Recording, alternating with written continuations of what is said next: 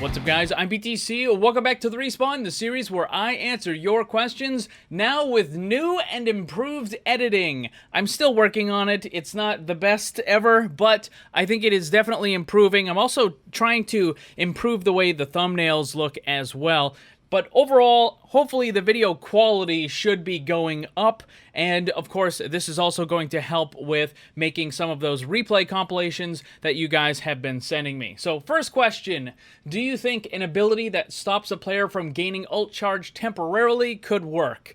No, I don't think this is a good idea. I don't think there really should be any abilities that will affect how fast a player can gain ult charge, or stopping them or slowing them down from gaining ult charge, because it would almost make that character a must pick. Being able to prevent the enemy support from getting their big ultimate, or preventing a Zarya grab or a Genji Dragonblade, those types of ultimates, like the really big team fight winning ultimates, if you have a character that's capable of saying, nope, you're not going to gain ult charge for the next 5 seconds, the next 10 seconds, whatever it is, I think that would just be way too strong, and it would just be a must pick for the character. I don't think that would be a good idea. Next up, and yes, this was a real question that someone actually posted. Who's the sponsor of this video? I'm glad you asked. Today's video is sponsored by Ridge Wallet. It's ultra compact, durable, made with RFID blocking materials to keep your info safe. It comes in a wide variety of colors and styles, and you can get 10% off with free worldwide shipping by going to ridge.com/blametc or using code BlameTC at checkout. Click the link down below. Next up, do you think Blizzard should allow websites such as Overbuff to access the stats of private profiles? No, but I'm guessing the reason why you want those stats is to have more accurate numbers on the pick rates and win rates for the different characters, in which case it's not necessary, because websites like that are already very, very accurate. I know there's some people that like to just dismiss it and like, oh, that's not even close, that's not what it really is, because every time I point out that Bastion has the lowest pick rate ever of all existence, people are always like, no, that's not true, Bastion, I see Bastion all the time. And same thing with Symmetra and some of the other ones, right? But the fact of the matter is, those websites are extremely accurate. Recently, I was able to look at some of the data, the official stats from Blizzard themselves, and comparing it to websites like the Overbuff, they are very, very close. I mean, websites like that aren't perfect. They're going to be off a little bit because they don't have all the information, but they are still very, very close enough to where it really doesn't matter. So that kind of brings up the next thing, though. If they're already that close, then why doesn't Blizzard themselves just publicly show what all the different pick rates and win rates are for the different characters? And the reason for that is kind of because they don't want people complaining. Because when you have all of the, let's say you had all of those stats in the game itself, and you could see that this character and this character are being used way more than the others, then what you can end up with is lots of people just complaining and saying, hey, why don't you nerf this? Or this character isn't being used at all, why don't you buff this? And Blizzard pretty much just doesn't want to deal with it, is what it boils down to. Like, they don't want you to look at all these different stats and then try to make your suggestions and complaints based on that.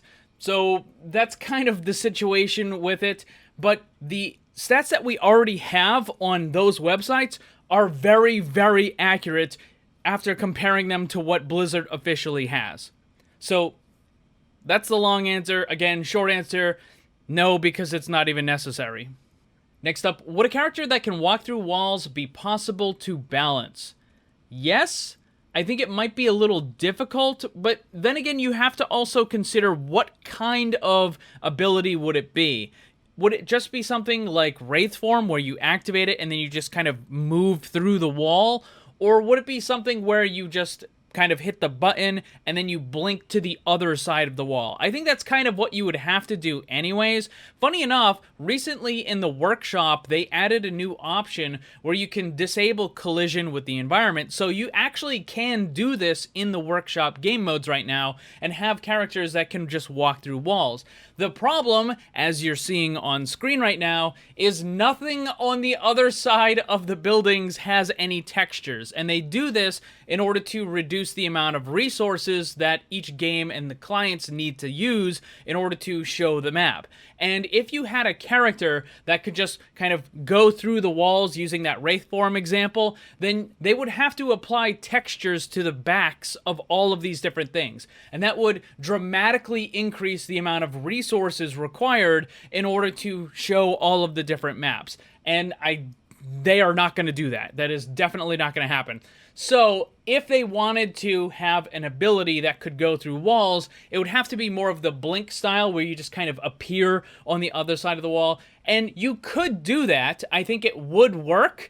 Although my question would be, how effective would it actually be? You would need to have it on a character that is a flanker of some sort, right? Like a Tracer or a Genji or something. And even then, it would have to be attached to something else, because if that was the only thing it could do, then it wouldn't really be all that good. Yeah, you could sneak up on enemies, but I don't know, like just having that by itself, it kind of, I mean, I guess you could kind of use it as an escape tool as well, but then you're also going to run into other places, like what happens when you're on the edge of a map and you try to go into one of the buildings that's all the way to the left or all the way to the right. Would you just not go through, or would you go and teleport all the way to the other side of the map? So I think it could work, but it would be tricky, and ultimately, I don't know if it really is such a good idea. Are you going to make any more videos on Valorant? I honestly don't know. I've been thinking about it, but I have no plan to make any kind of guides or anything like that. If I were to make videos, it would be just covering new stuff, new characters, new items, new skins, that sort of thing. Just any of that thing. But I still don't really know. See, the problem right now is that with Overwatch, Blizzard just isn't releasing anything. So it's hard to make videos on topics that just don't exist because Blizzard is not releasing any new information at all. So maybe I'll consider it. I don't know. I have so much other stuff going on right now, writing books and my second channel and this and that. There's just, I don't know if I would have time to really keep up with another game as well. I'll consider it. Next up, can a healer that uses their own health to heal others be viable for Overwatch? No, I don't think so. Not in the direct way where you take away some of your health and you give it directly to a teammate.